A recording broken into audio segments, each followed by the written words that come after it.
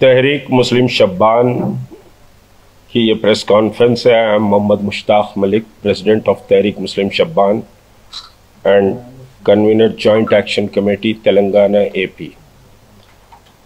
Mr. M. Ghaffar, Vice President of Tariq Muslim Shabban. Mr. Abdul Haq Khamar is a Vice President of Tariq Muslim Shabban. Maulana Hafiz Khalid Ali Khan Qadri, Founder, Member and Core Committee Member of the Tariq Muslim Shabban. We congratulate the Honorable Chief Minister, Mr. Revant Reddy, Telangana, to complete 1 year of his rule.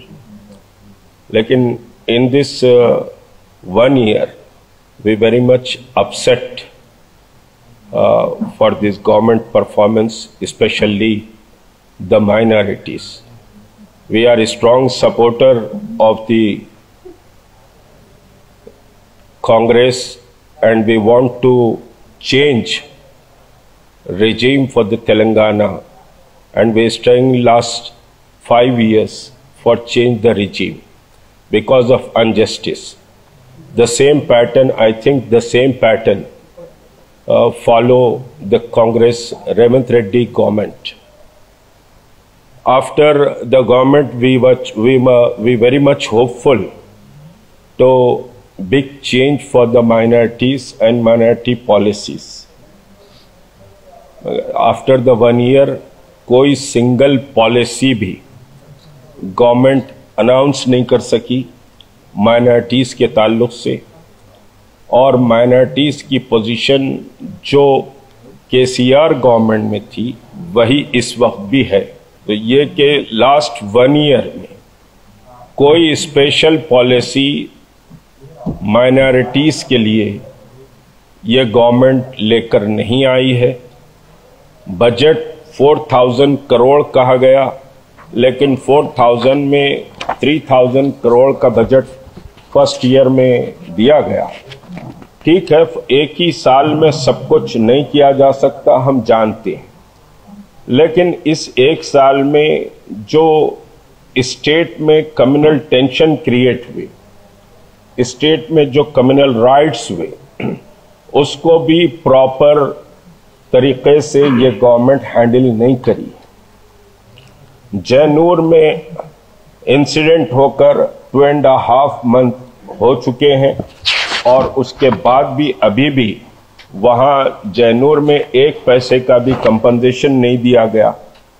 बल्कि जैनूर में I think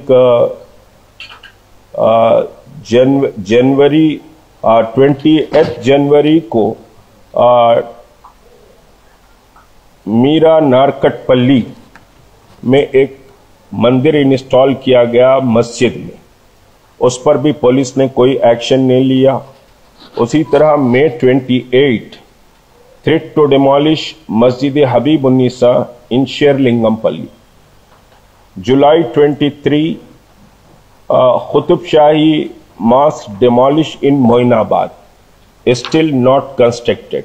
The land grabbers were demolished the Qutub Shahi mosque, but government not taken any action, and similarly FIR is very weak, no arresting has been reported.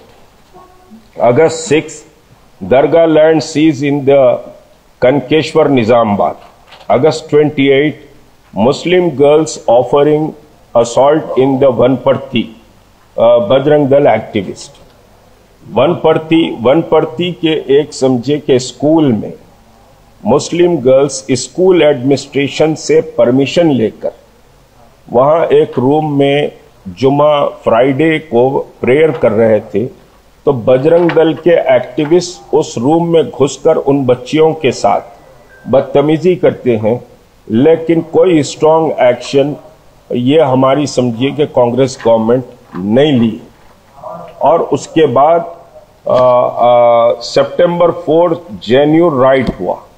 जेन्यू right में 150 shops and houses demolish किए गए।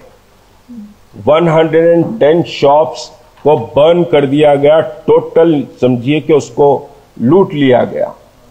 लेकिन उसके बावजूद भी government single NP कोई समझिए कि कंपनसेशन भी नहीं दी।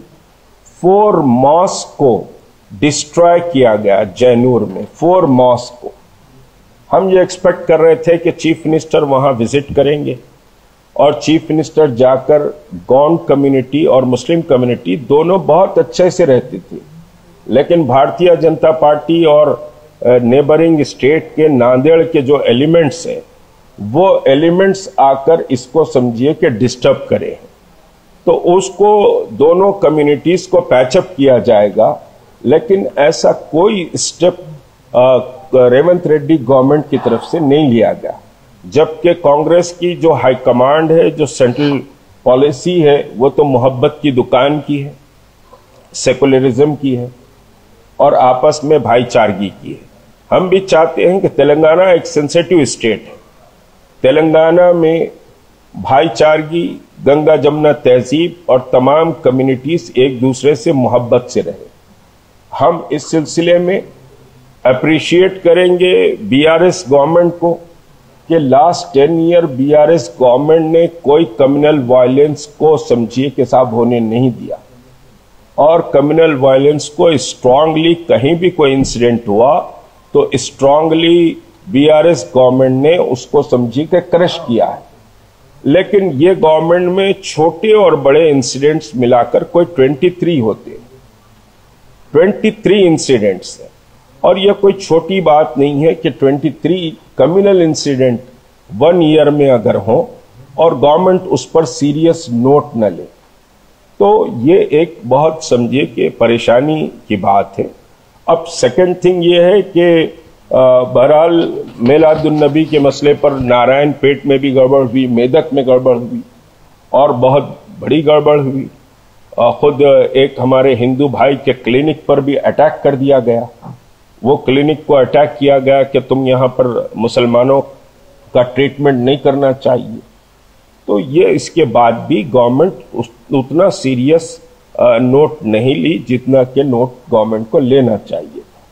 सेकंड थिंग ये है कि 2009 से हम देखेंगे तो 2009 से तेलंगाना रीजन में कांग्रेस का कोई भी मुस्लिम एमएलए जीतकर नहीं आया है, not single Muslim MLA Telangana से। कांग्रेस बीआरएस से 2014 और उसके बाद समझिए कि फिर 2019 में बोधन से शकील एक मुस्लिम एमएलए, अलोन मुस्लिम एमएलए डिस्ट्रिक्ट से जीत के आया। इससे पहले बहरहाल तेलंगाना से एक्सेप्ट एमआईएम का जो अपना 7 सीट का है, वो 7 सीट में बहरहाल कोलैबोरेशन रहता है। अब 7 सीट का मैं अगर आपके सामने बात करूं तो हाउ समझिए कि the Congress serious for in 7 seat. Chandrayangutta से नॉन मुस्लिम कैंडिडेट को फिल किया गया, उसी तरह याकूतपुरे से नॉन मुस्लिम कैंडिडेट को फिल किया गया। तो ये इस तरह से कांग्रेस खुद वहां पर कोई जीतना नहीं चाहती, कोई समझिए एफर्ट भी नहीं करी। लेकिन उसके बाद पूरे तेलंगाना में एक सिंगल एमएलए भी कांग्रेस का जीत कर नहीं आया। कामारेड्डी से मोहम्मद अली शब्बीर, बहरहाल वहां पर उनका अपना एक समझिए के असर रहा है और मोहम्मद अली शब्बीर वहां पर 2 बार जीत चुके हैं कामारेड्डी से, और जहीराबाद से फरीदुद्दीन भी जीते। वैसे तो बहुत ट्रैक रिकॉर्ड है, मेंबर ऑफ पार्लियामेंट कमालुद्दीन भी जीते, वरंगल से, खम्मम से जीता गया, नलगुंडे से जीता गया। तो ऐसा नहीं है कि मुसलमान नहीं जीतते थे, लेकिन एक समझिए कि ट्रेंड बनाया गया, डिस्ट्रिक्ट से मुसलमानों को पहले तो बहुत वीक मुसलमानों को टिकट दिया गया। मोहम्मद अली शब्बीर को लास्ट मोमेंट पे कामारेड्डी से निजामाबाद शिफ्ट किया गया, लास्ट मोमेंट पे। अब आप देखेंगे कि कामारेड्डी भी बीजेपी जीत गई, निजामाबाद भी बीजेपी जीत गई। ये दोनों सीट कामारेड्डी से खुद चीफ मिनिस्टर को डिफीट हुई, चीफ मिनिस्टर डिफीट था बीजेपी के कैंडिडेट के अगेंस्ट। और निजामाबाद की सीट जहां पर 33% मुस्लिम पॉपुलेशन है, वहां वोट को पोलराइज किया गया और बास वोट डिस्टर्ब भी हुआ, जिसकी वजह से वहां पर भी बीजेपी जीती।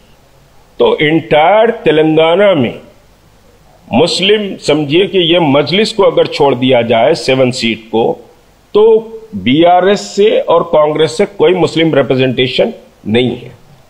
और this is very sad for Muslims and shocking कि वो मुसलमान जो कांग्रेस को जिताने के लिए अपने बहुत एफर्ट किया, जिसको चीफ मिनिस्टर ने भी एक्सेप्ट किया है। अभी एक 8-10 डेज पहले चीफ मिनिस्टर की एक स्पीच है कि because of Muslim vote Congress power में आई है।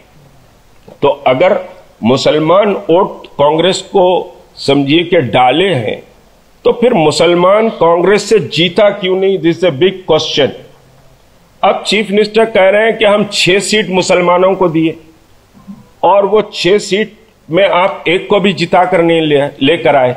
देखिए, मुसलमान वोट तो कांग्रेस को डाला, आप वोट नॉन मुस्लिम वोट को मुस्लिम के समझिए हक में आप ट्रांसफर नहीं कर सके।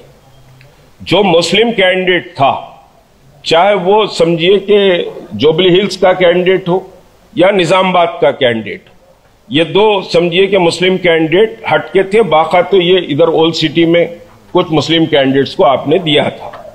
तो जुबली हिल्स और निजामाबाद में आप वोट ट्रांसफर नहीं करा सके। This is your responsibility and this is your party campaign committee responsibility. Why vote not transfer in favour of the Muslim candidate of Congress Muslim candidate? तो मुस्लिम कैंडिडेट के favour में कांग्रेस का वोट ट्रांसफर नहीं हुआ, जबकि मुसलमानों ने कांग्रेस को समझिए कि वोट दिया है। तो ये मुसलमानों की गलती नहीं है, ये समझिए कि साहब कांग्रेस पार्टी की कहीं ना कहीं गलती है, इसको सोचना चाहिए। आप कहेंगे कि साहब पोलराइज हो रहा है, तो अगर आप स्ट्रांग सेकुलरिज्म की बात कर रहे हैं, अभी पार्लियामेंट डिबेट कर रही है कॉन्स्टिट्यूशन पे और सेकुलरिज्म पे, और यह मुल्क चलेगा कॉन्स्टिट्यूशन पर, यह मुल्क चलेगा सेकुलरिज्म पर, यह मुल्क चलेगा मोहब्बत और भाईचारगी की बुनियाद पर। और इसमें मुसलमान अगर 14% तेलंगाना स्टेट में है, तो 14% मुसलमानों के उनके अपने राइट का, उनका पॉलिटिकल समझिए कि साहब आइडेंटिटी का और उनको पॉलिटिकल उतना हिस्सा उनको भी मिलना चाहिए। आप पॉलिटिकली मुसलमानों के रिलेवेंस को टोटल खत्म करना चाह रहे हैं।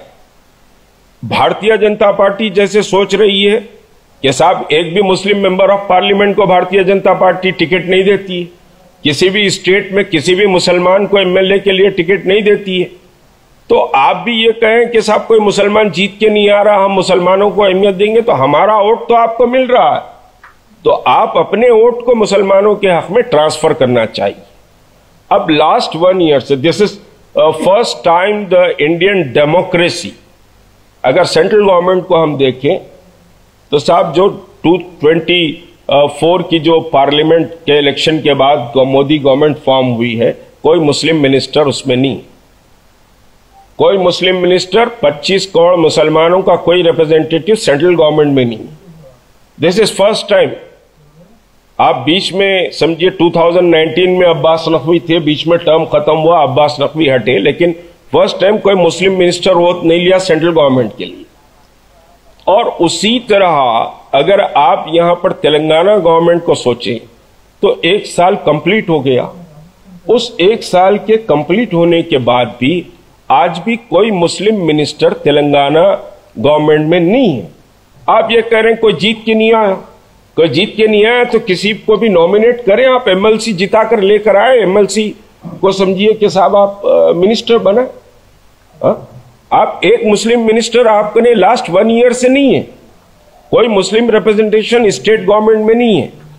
और ये पूछने का हमको बिल्कुल राइट है, क्योंकि हम स्ट्रांग सपोर्ट कर रहे हैं चेंज के लिए, कांग्रेस को बहुत स्ट्रांग सपोर्ट किए, बल्कि तहरीक Muslim शब्बान was the first organization who declared support Congress. कोई भी कांग्रेस को सपोर्ट नहीं कर रहा था, सब एमआईएम के साथ समझिए बीआरएस को सपोर्ट कर रहे थे। हम अलोन ऑर्गेनाइजेशन है जो कांग्रेस को सबसे पहले सपोर्ट करे। और कांग्रेस के सेंट्रल समझिए ऑब्जर्वर्स और फिर अब जो समझिए इंचार्ज है वो कई बार हमारे दफ्तर भी आके डिस्कशन करे, बड़ा हेल्थी डिस्कशन हुआ दीपा दास मुंशी से, उसके बाद हमने समझिए के साथ सपोर्ट किया है। तो हमको कहने का राइट है कि 1 साल से कोई भी मुस्लिम मिनिस्टर आपके पास कैबिनेट में नहीं है। यह बहुत शॉकिंग है तेलंगाना के मुसलमानों के लिए। नंबर 2 ये कि अब कोई मुस्लिम मिनिस्टर नहीं है तो आप ठीक है 1 ईयर सेलिब्रेशन मनाएं। 1 ईयर सेलिब्रेशन में उर्दू लैंग्वेज टोटल नजरअंदाज कर दी गई, जबकि उर्दू सेकंड लैंग्वेज है स्टेट की। सेकंड लैंग्वेज है उर्दू स्टेट की, तेलंगाना स्टेट की। लेकिन एक बैनर भी सेलिब्रेशन ऑफ 1 ईयर का उर्दू लैंग्वेज में गवर्नमेंट की तरफ से बिल्कुल नहीं था, एक सिंगल बैनर भी नहीं था। और फिर आप कोई भी समझिए कि माइनॉरिटी डिपार्टमेंट को, SC department, ST department, BC department का पूरा समझिए कि रिपोर्ट कार्ड आया है 1 ईयर सेलिब्रेशन, पूरा रिपोर्ट कार्ड आया है कि भाई ये काम इनके लिए किए गए। लेकिन माइनॉरिटी इंस्टीट्यूशंस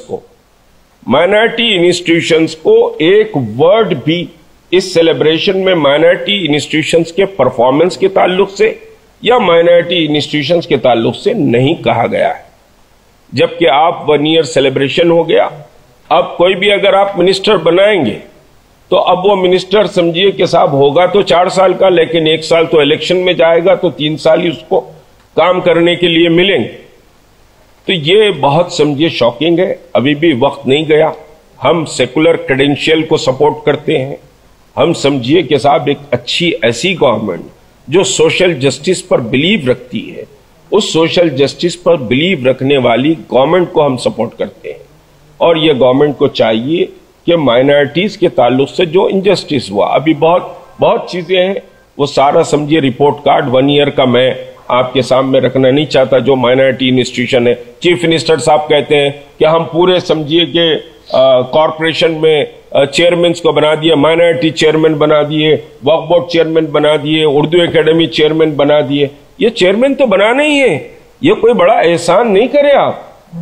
ये चेयरमैन बनाकर मुसलमानों पर कोई एहसान का काम नहीं किया, ये तो चेयरमैन बनाना है।